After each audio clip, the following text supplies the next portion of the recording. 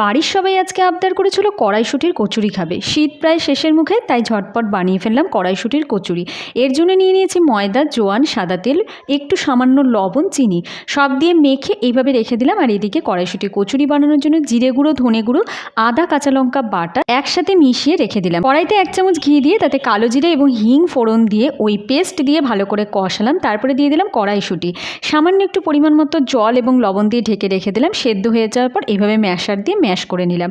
এবারে এক একটা লেচি যে কেটে নিয়েছিলাম সেই লেচির ভেতরে পুরগুলো ভরে এইভাবে মুড়ে ভালো করে বেলে নিতে হবে। এদিকে সব কচুরিগুলো রেডি করে নিচ্ছে, আর সাদা তেল কড়াইতে দিয়ে দিয়েছিলাম, সেই তেল কিন্তু গরম হয়ে গেছে।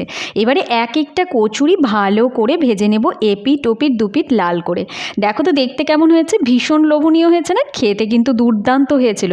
এইভাবে সবাই একবার ট্রাই করো, আশা করি বারবার কিন্তু খেতে চাইবে। আজকের কড়াইশুঁটি রেসিপি ভালো লাগলে চ্যানেলকে সাবস্ক্রাইব করে ভিডিও লাইক শেয়ার করে সঙ্গে থেকো।